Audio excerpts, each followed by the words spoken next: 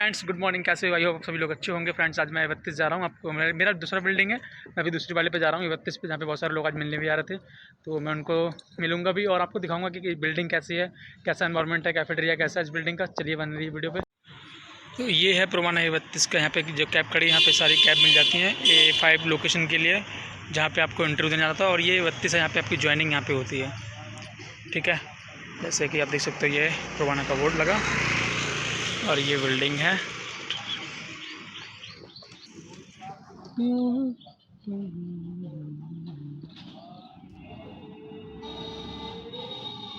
और गाइस इसके सामने ये जो रोड गया है, वहाँ पे सीधे जस्ट सामने मेट्रो 15 है। तो जिन लोगों को लोकेशन ढूंढने में दिक्कत होती है वो यार ध्यान से सुन ले। वहाँ पे सामने जो कार खड़ी है उसके आगे पुलिस के बैरियर लगे हैं, ये पहचान है। और सामने 15 मेट्रो है। तो है ये तो अब हम चलते हैं फ्रेंड्स कैफेटेरिया के ऊपर, जो कि लिफ्ट से जाएंगे।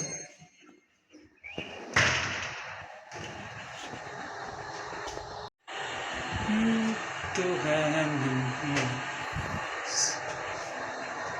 कैसे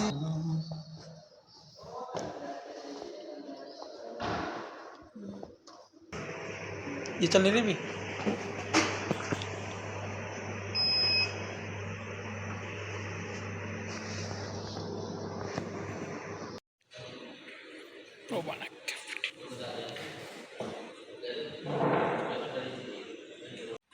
हेलो फ्रेंड्स, तो यहाँ पे आज इंटरव्यू भी है, बहुत सारे लोग इंटरव्यू देने आ रहे हैं। एंड जो लोग मुझसे मिलना चाह रहे थे वो अभी आ जाएंगे थोड़ी देर में। उन लोगों को आज ज्वाइनिंग भी है। कि बहुत टाइम से कमेंट आ रहे थे कि भाई विशाल भाई जो मेरा इंटरव्यू 2 जुलाई को हुआ तो ज्वाइनिंग कब होगा। तो मैंने अभी फाइनली उनका जो बैच था वो आ गया था HR की तरफ से। तो HR ने उनको कोऑर्डिनेट करके बुला लिया था यहाँ पे इंटरव्यू के लिए, ज्वाइनिंग के लिए। आज उनका 8 बजे ज्वाइनिंग है A32 में। तो जिन जिन लोगों का ज्वाइनिंग पेंडिंग है वो लोग थोड़ा पेशेंस बना के रखें। HR जैसे ही उनका आपका बैच आएगा HR आपको खुद ही कोऑर्डिनेट कर लेंगे। ठीक है, तो इतना टेंशन लेने की जरूरत नहीं है भाई। सबका ज्वाइनिंग देखो सबका होगा, थोड़ा सा टाइम कभी कभी 2 से 3 दिन लगते हैं, कभी कभी 1 वीक लगता है, कभी कभी 1 मंथ भी लग जाता है। ठीक है, तो जैसे जैसे बैच आता जाएगा आपकी ज्वाइनिंग होती जाएगी, टेंशन लेने की जरूरत नहीं है। तब तक अगर आप वो वेट नहीं कर पा रहे हैं आप, तो आप इंटरव्यू देते हो, दूसरी जगह इंटरव्यू ट्राई करते रहो। अगर आपका कहीं अच्छा से आपको पैकेज मिलता है वहाँ ज्वाइन कर लो, कोई दिक्कत नहीं है। ठीक है, तो बाकी फ्रेंड्स कई सारे मैंने वीडियो डाली थी यूट्यूब पे, बहुत सारे लोगों ने देखी एंड आप लोगों ने बहुत सपोर्ट किया, सब्सक्राइब किया, उसके लिए मैं आप लोगों को थैंक यू बोलना चाहता हूँ। एंड मैं आपके लिए ऐसी ही मेहनत करता रहूँगा, क्योंकि मैं भी ऐसे रियली होता हूँ। अभी नाइट शिफ्ट करके आया हूँ, आप लोगों से मिलने के चक्कर में घर नहीं गया, रुका हुआ हूँ, स्टे कर रहा हूँ यहाँ पे। शिफ्ट तो मेरा 6:30 खत्म हो जाता है। अब 1-1.5 घंटा रुक के 8 बजे आपसे मिलकर तब जाऊँगा। एंड अब सोचो 8 बजे जाने के बाद मैं वीडियो एडिटिंग करूँगा, अपलोड करूँगा, फिर उसके बाद मेरा 11-12 बज जाएगा। 12 बजने के बाद मैं सोता हूँ, 5 से 6 घंटे की नींद ले पाता हूँ, देन फिर ऑफिस आ जाता हूँ। तो ये थोड़ा सा डिफिकल्ट भी होता है, लेकिन मैं करता रहता हूँ। क्योंकि अगर आपको वो बहुत क्योंकि अगर आपको लाइफ में कुछ करना है फ्रेंड्स, तो अपनी नींद, भूख, प्यास सब कुछ छोड़ना पड़ेगा। और रियली बताऊँ, मैंने जब पुराना ज्वाइन किया था तब मेरा सैलरी ऑलमोस्ट यहीं से 70, मैंने फ्रेशर ज्वाइन किया था तो 17 किया था। आज इतना अर्न कर सकता हूँ कि मैं पर मंथ अपना कोई भी एक आईफोन ले सकता हूँ, कोई प्रो मैक्स। ठीक है, तो ये मैं वैसे रिवील नहीं करते सैलरी किसी को, मैंने सैलरी बताया भी रिवील भी नहीं किया किसी को। सैलरी तो मेरा कम ही है, लेकिन अर्निंग आप कितना मेहनत करते हो, कितना आप स्ट्रगल करते हो, आप उसके हिसाब से आपकी अर्निंग डिसाइड होती है। जितना मैं काम कर लेता हूँ, जितना मैं मेहनत कर लेता हूँ, उस हिसाब से मेरा मंथली पे आउट आ जाता है। इसीलिए जितना कोशिश हो सके उतना स्ट्रगल करो, उतनी मेहनत करो। आज अगर आपका इंटरव्यू सिलेक्शन आज नहीं होगा कोई दिक्कत नहीं है, आप प्रैक्टिस करते रहो, कल होगा, परसों होगा। लेकिन जो लोग सोच के चक्कर में भागते हैं कि यार कहीं पैसे दे के हो जाए, वो अपनी स्किल्स पे काम नहीं करते हैं। तो जो लोग सोच के पीछे भागते हैं कि मेरा यहाँ नहीं कहीं और हो जाए, या पैसे दे के मतलब हो जाए, तो उनका ना कभी कुछ नहीं हो सकता। वो अपनी स्किल्स पे काम नहीं करेंगे, ऐसे सोच ढूंढते रहेंगे तो उनको दिक्कतें होंगी। ठीक है, तो समटाइम देखो मैं भी जब आया था मेरी भी इतनी कम्युनिकेशन स्किल इतनी अच्छी नहीं थी। मैंने कई सारे इंटरव्यू दिए, अभी एक्सेल में दिया था जब मैं पुराना ज्वाइन करने से पहले। मैं एजर में करता था बैकग्राउंड वेरिफिकेशन में। ठीक है, तो 1 ईयर ऑलमोस्ट मैंने, तो वहाँ पे मैंने फ्रेंड्स 1 ईयर जॉब किया। एंड मेरा जो सैलरी था अराउंड 40 के इन हैंड था, क्योंकि मेरा 12th पास था उस समय, मैं अंडर ग्रेजुएशन था। तो मैं जो डोमेस्टिक प्रोसेस में करता था, 6 डे वर्किंग था वहाँ पे। 1 साल मैंने किया, बहुत कुछ सीखा वहाँ से, अपनी स्किल्स पे काम किया, एक्सेल अच्छे से सीखा। क्योंकि वो जो मेरे सर थे, सीनियर थे, उन्होंने हमेशा अपने, जब भी आप किसी कंपनी को ज्वाइन करो तो फ्रेंड्स सीनियर से अपने सीखने की कोशिश करो जो भी। क्योंकि आप नए हो, आप किसी फील्ड में नए हो, आपको उतना नहीं आता, आपके सीनियर को हर चीज़ आती है, तो आप उनसे सीखने की कोशिश, जो भी देखो, चाहे वो आपसे छोटा हो उम्र में, चाहे बड़ा हो, अगर आपको कुछ सीखने को मिल रही है तो सीखो। क्योंकि वो आपके हमेशा लाइफ में हर जगह काम आएगी, चाहे वो इस कंपनी पुराना हो या फिर एक्सेल, किसी भी कंपनी में जाओगे आपकी स्किल्स आपकी हर जगह काम आती है। ठीक है, तो ऐसे मैंने बहुत चीज़ें सीखी, अपनी स्किल्स पे काम किया कम्युनिकेशन में। मैं भी बहुत से लोग सोचते होंगे कि यार हम लोग यूपी बोर्ड से पढ़े हुए हैं तो क्या हमारी इंग्लिश इतनी अच्छी नहीं है, हमें दिक्कत होती है बोलने में।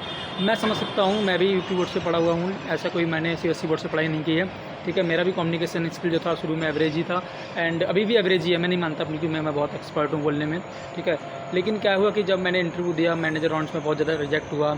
मैंने EXL में दिया, कई सारी कंपनी में इंटरव्यू दिया, ऑपरेशन, HR, एप्टीट्यूड, ये सारे मैं निकाल लेता था, कोई दिक्कत नहीं होती थी। लेकिन मैं ऑप्शन राउंड में जाके मैं रिजेक्ट हो जाता था। तो फिर मैंने देखो एक चीज़ इंटरव्यू में मैंने ये चीज़ ज़रूर सीखी कि आपको रिजेक्शन कहाँ पे मिलने हैं। ऐसा कौन सा उन्होंने क्वेश्चन पूछा जिसका आप आंसर नहीं कर पाए, उस पर फोकस करो कि यार उन्होंने ना इसको ये क्वेश्चन पूछा, इसका मैं आंसर नहीं दे पाया। उसको ढूंढो, गूगल, यूट्यूब, अब तो ChatGPT, AI आ गया, AI से पूछो कि भाई इसका करेक्ट आंसर क्या होगा, ठीक है।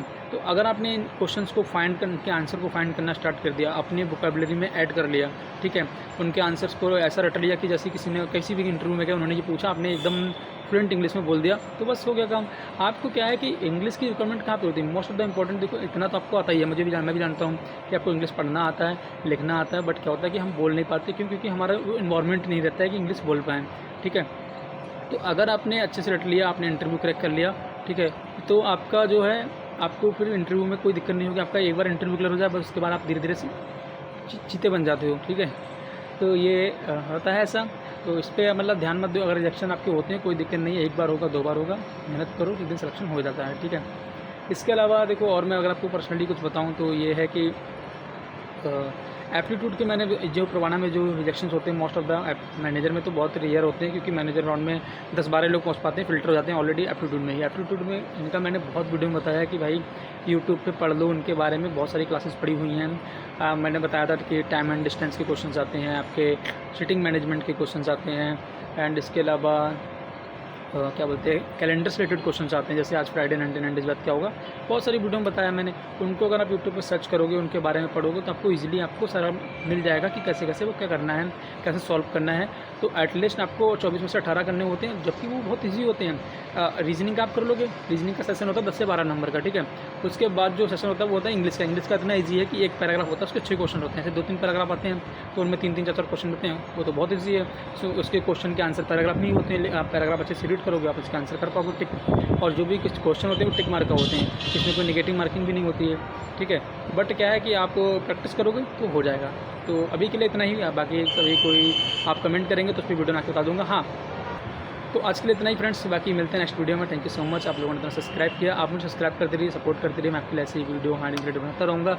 एंड अगर कोई आपको डाउट हो तो कमेंट कर देना। मिलते हैं नेक्स्ट वीडियो में, थैंक यू सो मच।